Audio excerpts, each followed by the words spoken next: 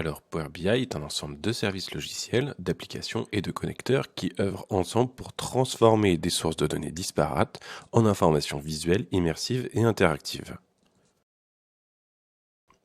Donc, voici comment récupérer Power BI, qui est de base gratuit. Vous pouvez le rechercher directement dans le store de Microsoft. Vous pouvez constater qu'il y a la version desktop, qui est donc la version logicielle à installer sur votre PC, et la version en ligne appelée Service Power BI. Power BI est donc constitué de plusieurs éléments qui fonctionnent ensemble, dont ces trois éléments de base. Une application de bureau Windows appelée Power BI Desktop, un service SaaS, Software as a Service, en ligne appelé Service Power BI. Des applications mobiles Power BI pour des appareils Windows, iOS et Android. Vous pouvez aussi récupérer Power BI directement et gratuitement sur le site internet de Microsoft, qui pointera directement sur votre store.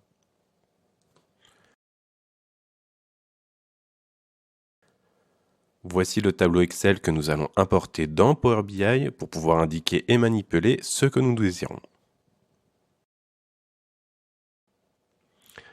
Vos données peuvent être sous forme de feuilles de calcul Excel ou de collections d'entrepôts de données hybrides locaux ou sur le cloud. Power BI vous permet de vous connecter facilement à vos sources de données, de visualiser, de découvrir ce qui est important et de partager ces informations avec qui vous voulez. Alors dans l'application Power BI, nous allons commencer par importer notre tableau Excel. Nous sélectionnons notre fichier, puis la page 1, par exemple de notre tableau Excel, notre feuille 1, et vous pouvez constater que toutes les colonnes apparaissent directement sur votre droite. Pour afficher par exemple le nombre de matricules, on va venir sélectionner la colonne matricule,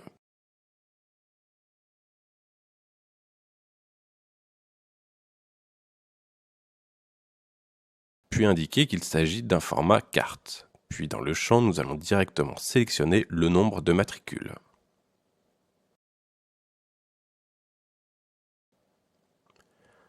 Nous allons aussi afficher les différents statuts professionnels,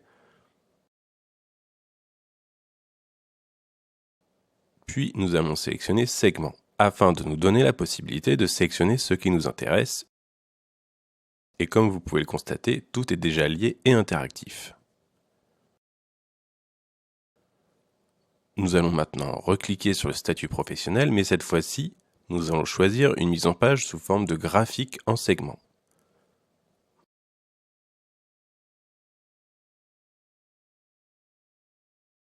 Dans la partie légende, nous allons venir glisser les matricules dans les valeurs à retenir, puis sélectionner le nombre de matricules dans la valeur. Nous pouvons indiquer par exemple les matricules en fonction des sites avec un graphique barre. Pour cela, nous sélectionnons site, puis valeur, matricule, nombre. Nous allons rajouter avec un format de table la liste des sites, puis des matricules, puis du sexe, puis du statut professionnel et la nature du contrat, et le nom de naissance. On va venir retirer l'information du total. Pour cela, nous allons dans notre table et nous allons cliquer sur Total, puis nous désactivons le total. Encore une fois, tout est interactif. Nous avons donc la liste des salariés concernés qui se met à jour continuellement.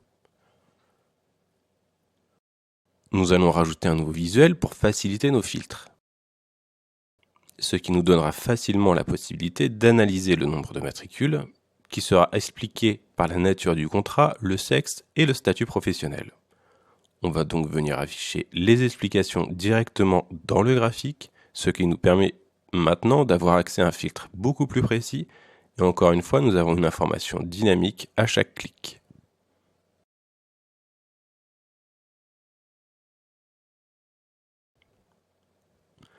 On va aussi utiliser une autre page.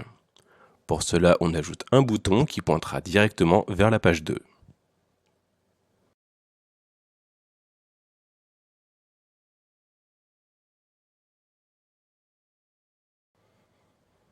On va réindiquer un filtre du statut professionnel, le nombre de matricules, et nous rajoutons un bouton qui cette fois-ci viendra pointer vers la page 1.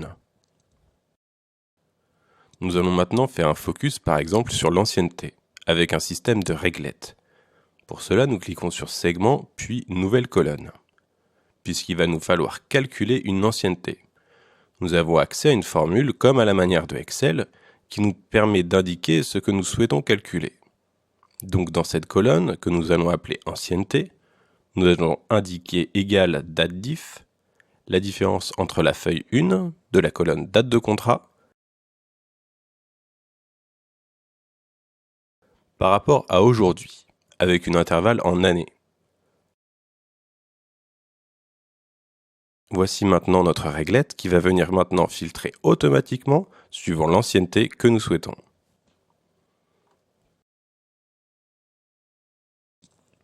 Nous rajoutons, comme précédemment fait, la liste des matricules par statut professionnel, une liste des matricules suivant le site et une table avec différentes informations.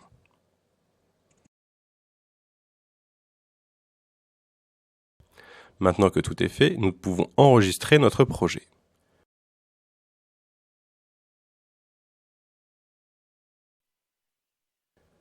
Puis, en cliquant sur « Publier », notre dashboard sera uploadé sur le service Power BI qui servira à partager notre projet.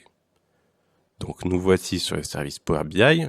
Dans la partie « Mon espace de travail », nous retrouvons notre projet. Nous pouvons encore une fois le modifier et nous avons accès à la fonction « Partager » qui nous permet de partager sous différents types de formats, sous un format SharePoint, sur un site, ou récupérer un lien pour accéder directement à notre rapport.